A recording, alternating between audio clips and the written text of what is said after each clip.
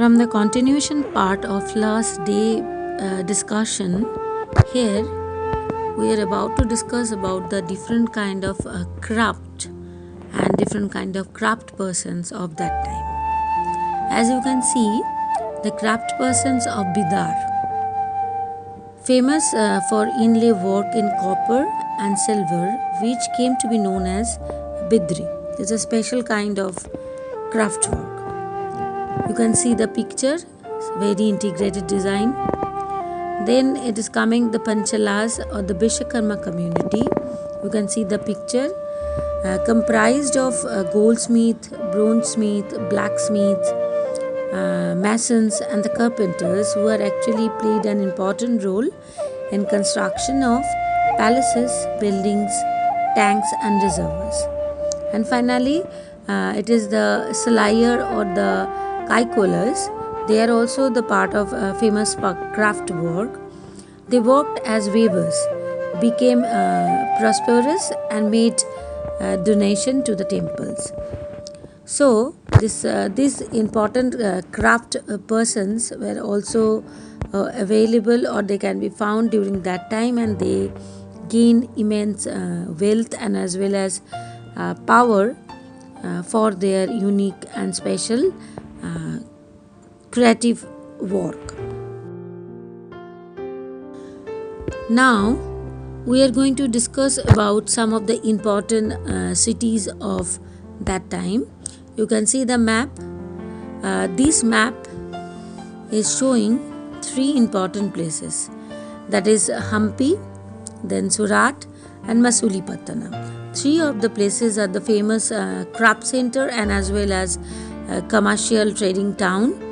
Initially these three ports or the towns, they were very important for their different kind of activities. We will explore this thing in detail. Hampi. Hampi was an old fortified city and the nucleus of the Vijayanagara Empire. No mortar or cementing agent was used in the construction of the walls. Interlocking techniques were followed to wedge the bricks together. You can see the picture. Then you can see the buildings. The buildings in the royal complex had splendid arches and domes.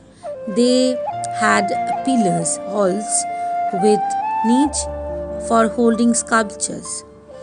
These were well planned with sculptural motifs like the lotus and corbels. This is a special feature of Hampi, that the orchards and the pleasure ground that can be seen. You can see the picture. These are called domes.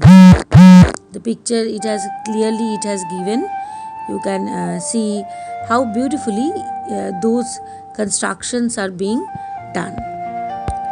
The next part of this particular city is that commerce, very important.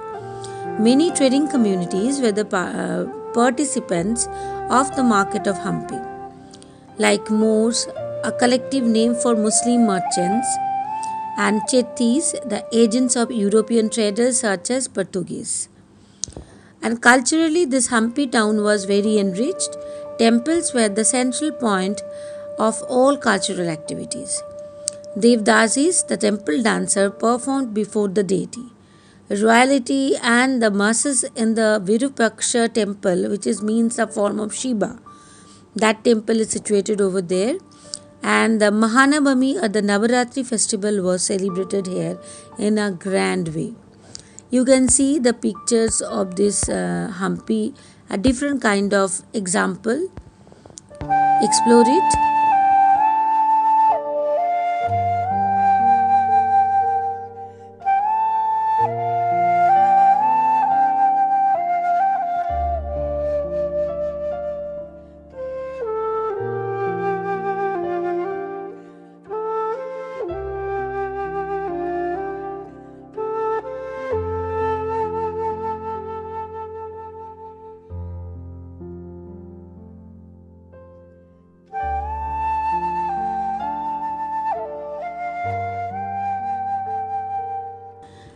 As you have seen, lot of important activities are being done in Hampi, but that city also declined along with the time.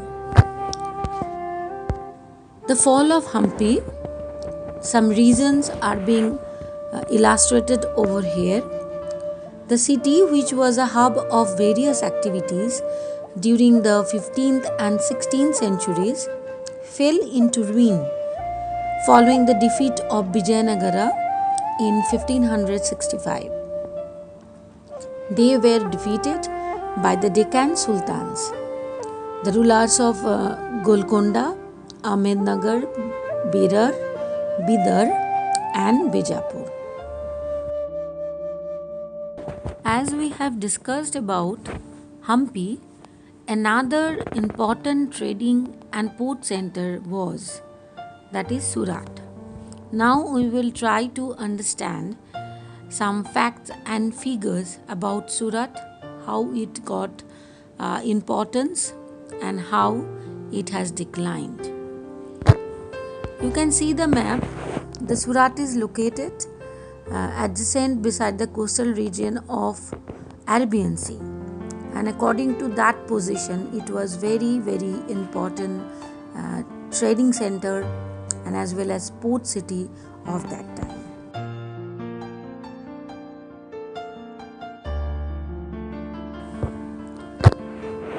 Why did people from distant lands visit Surat?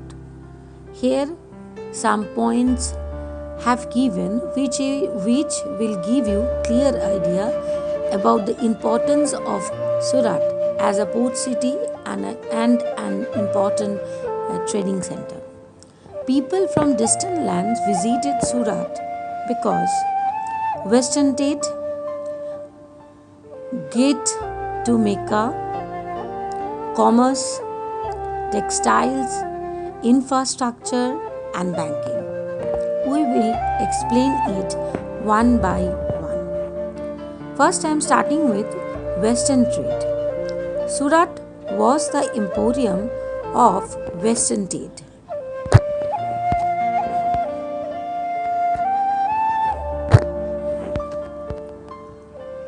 It was the gateway for trade with West Asia via the Gulf of Ormuz. Gate to Mecca, why it has been termed like that? Many pilgrim ships set sail from Surat to Mecca. So many people are going through this Surat port to Mecca for their pilgrimage purpose. Surat was cosmopolitan and people of all castes and creed lived there. The Portuguese, Dutch, the English had their warehouses and factories here. The textile of Surat were famous for their gold lace border or zari work and were in demand in West Asia, Africa and Europe. So people who are trading with this particular place, they are bringing all those material from here and exporting this to the other country. Infrastructure also very excellent. The city had magnificent buildings, pleasure parks and numerous rest houses. And the most important part of Surat, that is the economic importance, that is the banking system. The Kathiawar Seth or the Mahajans had huge banking houses at Surat. Even in the distant market of Cairo, that is situated in Egypt, Basra in Iraq and Antioch in Belgium, the Surat Hundis were honored. You can see the map from Surat, the places where the trading is going on. This map is giving you the clear idea. Now I am coming to the next part. Everything has written clearly. Go through this map. Try to understand that why this particular Surat port got lot of importance during that time. So much of places are interlinked with India. during this time, like England, Portugal, Netherlands, all these places. Now I am coming to the last part, which is the most important part of Surat, that is the banking system. I referred about hundis. What is this hundis? Hundis, actually it is a piece of paper where the agreement has written about the assurance of money. If someone is taking this hundi and they are showing it to the distant places like outside of India, the people can give that money. So it can be used as the FedEx, that is the foreign exchange method of that time. Very, very modern system. Now I am coming to the remain part of Surat, that so important port city, how and why it has declined. Reasons for the decline of Surat. The following factors are responsible for the decline of Surat in the 17th century. First, loss of markets and productivity because of the decline of the Mughal Empire. Second, control of the sea routes by the Portuguese. And competition from Bombay, where the East India Company shifted its headquarters in 1668. So people have started doing business from that place, and gradually Surat lost its importance.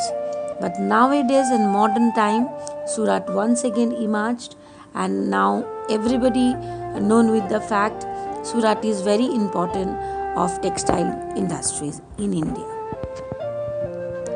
Now finally I'm coming to the last part of this today's lesson, that is the Masulipattanaam. That place is also known as the fishing in troubled waters. The Masulipattanaam is, you can see the map, Masulipattanaam. It is situated in Andhra Pradesh, and it is also the coastal region. The first port town situated in the delta of Krishna River. A center of intense activity. Dutch and English East India Company tried to control it. The fort at Masulipattanaam was built by the Dutch. You can see the map, and this map is also available in your textbook.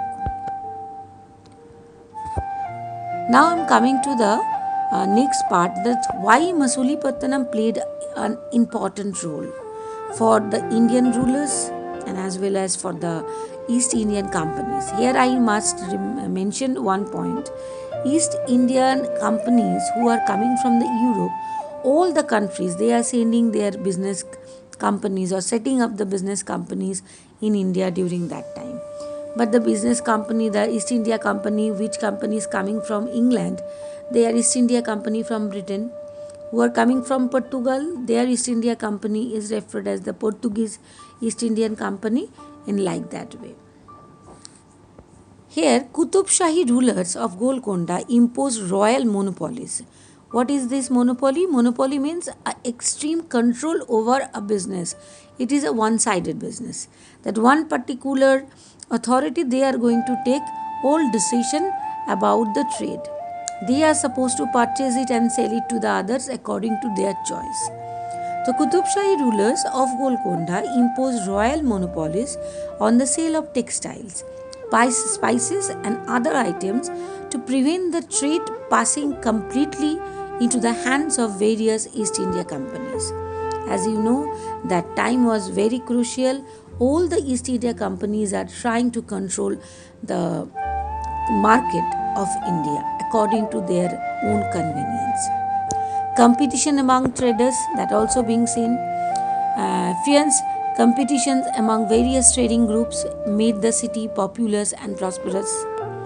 Role of Mughal rulers in 1686 to 1687, Mughal Emperor Aurangzeb annexed Golconda. Up to this time, that Masulipattanaam and those related other adjacent areas business was under control of Indian rulers. But the story comes next. The new company trade center, it was felt, should combine political, administrative and commercial roles.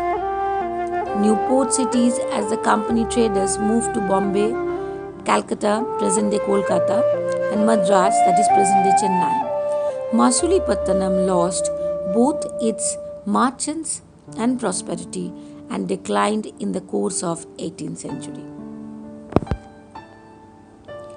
Along with that, the new towns and traders they also emerged, which thing already I referred during this session.